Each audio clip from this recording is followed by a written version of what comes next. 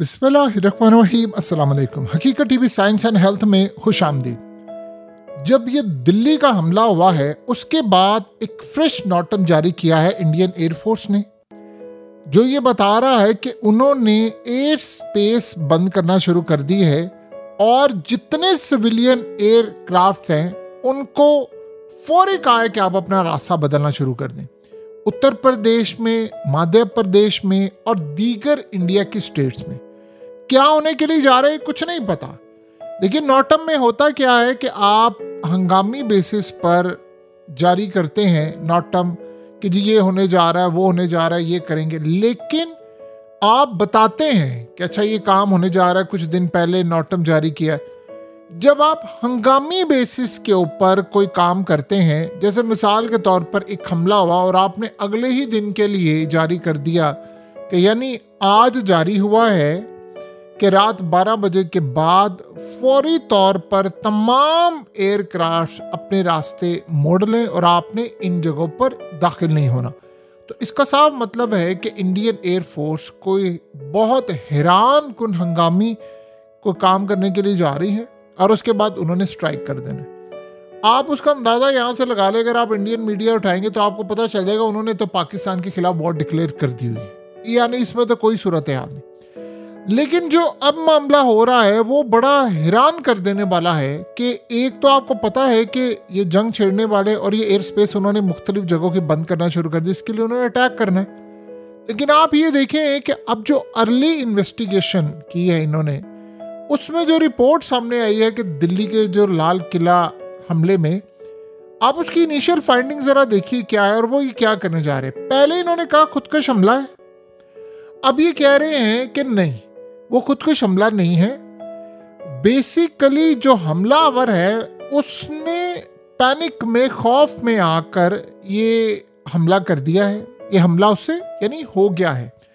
उन्होंने कहा कि जो इसमें बम था वो प्री मैच्योर था, ये पूरी तरह डेवलप नहीं था, सो लिहाजा इसकी वजह से इम्पैक्ट जो है वो इसका कम हुआ है। यानी ये इनिशियल रिपोर्ट बता रही है। वो किस तरह, वो कह रहा है कि असल में वो बहुत बड़ा हमला करने के लिए जा रहा था और उसकी जो गाड़ी थी वो मूव कर रही थी, लेकिन इस सूरत हाल के अंदर असल में इस हमले को बचाया क्योंकि जो इंटेलिजेंस एजेंसीज हैं उन्होंने रेड करना शुरू की दिल्ली के अंदर, दीगर जगहों में, पुलवामा में, तो उनको बहुत सारा बारूदी मवाद मिला है और इन सब ने मिलकर बेसिकली अभी मूव करना था एक जगह से दूसरी जगह और बड़ा हमला करना था, जो कि उसने खौफ के अंदर ये उसे फटा है। ये प्री मैच्योर था, यानी ये अभी तक उसने जो एक यूजुअल पैटर्न होता है, ये कह रहे हैं कि जो खुदकुश जो इन्होंने हमला करना होता है या अपने आप को फाड़ना होता है, वो कह रहे हैं वो पूरा अभी हुआ नहीं था, बचा लिया गया है। वो कह रहे हैं कि असल में तो आप ये समझ लें कि दिल्ली में जो हमला हुआ है इसको आप 1000 से मल्टीप्लाई कर ले, ये इतना बड़ा हमला था और इसमें हजारों के हिसाब से लाशें और हर जगह आपको बिखरती हुई सूरत हाल नजर आनी थी। आप इमेजिन कर लें कि इस वक्त की सूरत हाल ये है। अब इसका इम्पैक्ट क्या पड़ता है, आप जाहिर सी बात है इस हमले का जो इम्पैक्ट है, मिसाल के तौर पर बिहार की जो आप सीटें देखें, जो एक्सपेक्टेड सीटें हैं, जाहिर सी बात है अभी तो फेज इस हमले के बाद बहुत बड़ा इम्पैक्ट पड़ेगा। आप देखें तो ये अब एक यानी जो सर्वे बता रहे हैं, रिजल्ट्स आ रहे हैं, उसमें फिलहाल बीजेपी यानी उनकी जो एनडीए है, जो इनके नेशनल डेमोक्रेटिक अलायंस जो इनका है, वो असल में सीट ज़्यादा जीतती हुई नज़र आ रही है। 122 उनको सीटें चाहिए 243 में से इलेक्शन जीतने के लिए। अब इस हमले के बाद आप देखें तो क्या हुआ है, फेज़ 1 आगे फेज़ चलने हैं बिहार के अंदर, तो सूरत हाल के अंदर तो बता रहे हैं कि जी जो बीजेपी की गवर्नमेंट को या उनके जो इत्तेहादियों को जो सीटें चाहिए थी 122, उससे वो ज़्यादा विन करने के लिए जा रहे हैं। सर्वे रिजल्ट गलत भी हो जाते हैं, ये पिछली दफ़ा पोल के जो रिजल्ट है वो गलत भी हुए थे, दिल्ली में भी माजी में हो चुके हुए हैं और रिसेंटली भी जब इन्होंने कहा था 400 लेनी थी वो भी कम हुए।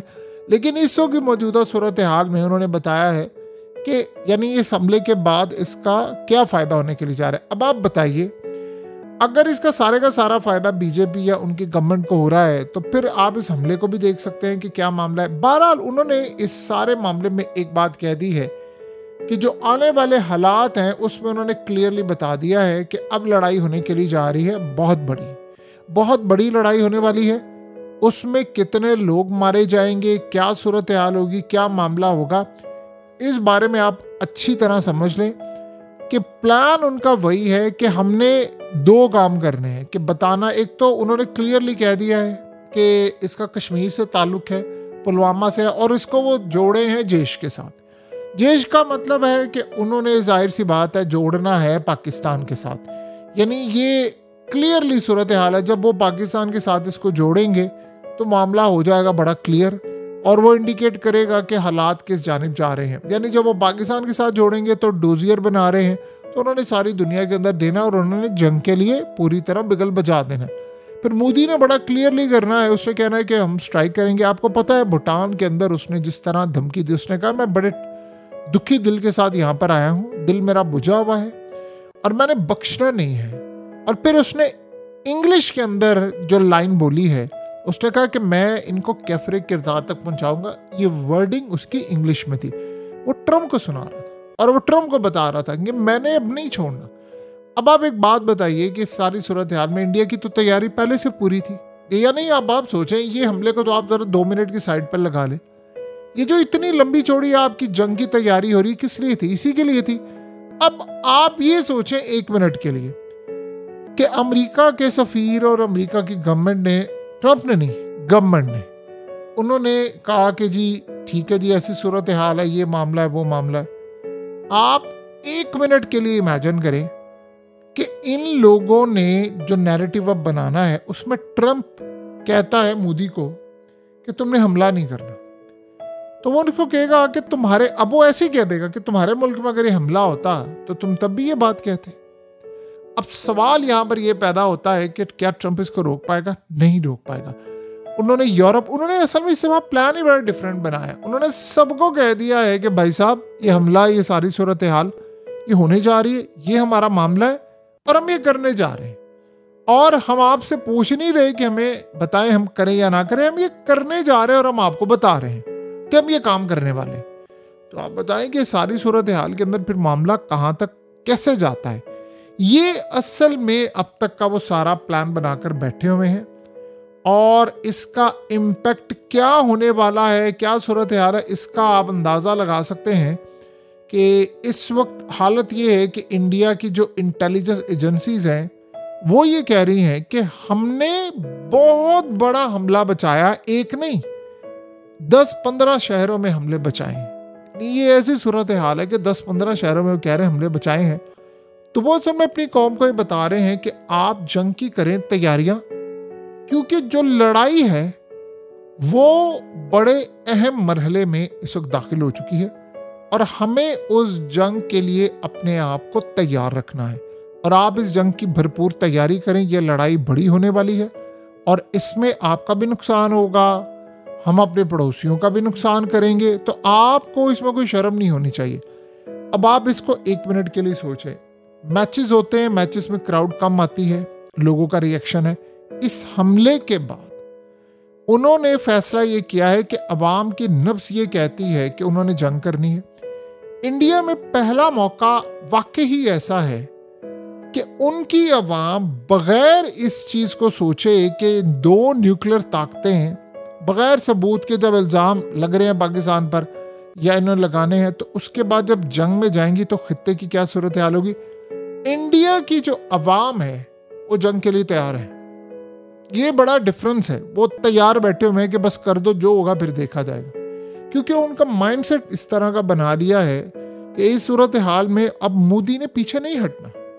ये बात आप ज़हन में रखिएगा। अगर ये हटना होता तो वो इस हमले को सिलेंडर का नाम देकर इसको मामले को यहीं पर दबा देते। आज आप देख लें, आज से मोदी के आने से पहले 15-20 साल पहले भारत में कोई हमला होता था तो उसको एक हमला तस्वुर करके भूल जाते थे।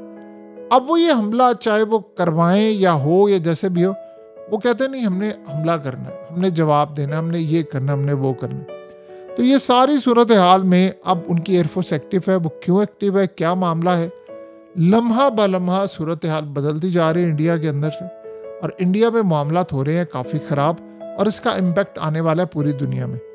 पाकिस्तान को भी इन्फॉर्म किया जा रहा है, पाकिस्तान को पहले भी पता है, हम ऑलरेडी अलर्ट भी हैं, सारी सूरत हाल का पता है कि क्या मामला होने वाले हैं। और पाकिस्तान इस बात पर, आज जो इस्लामाबाद में भी जो हमला हुआ उस पर ही पाकिस्तान ने क्लियरली कहा कि इंडिया इसके पीछे है। टीटीपी ने करवाया लेकिन इंडिया इनको बैक कर रहा है। तो दोनों जानिब ये मामला सामने आया है। इंडिया इस हमले के बाद तैयारी कर रहा है। अगर पाकिस्तान ने इसको बिल्कुल क्लियरली बताया है तो फिर पाकिस्तान को भी इसी तरह जवाब देना चाहिए। ये सूरत हाल बड़ी वाज़ेह होने वाली है। हकीकत टीवी साइंस एंड हेल्थ की इस वीडियो के नीचे कमेंट ज़रूर कीजिए, अपनी राय का इजहार ज़रूर करें और इस वीडियो को हर जगह शेयर करते हुए चैनल को सब्सक्राइब ज़रूर करें।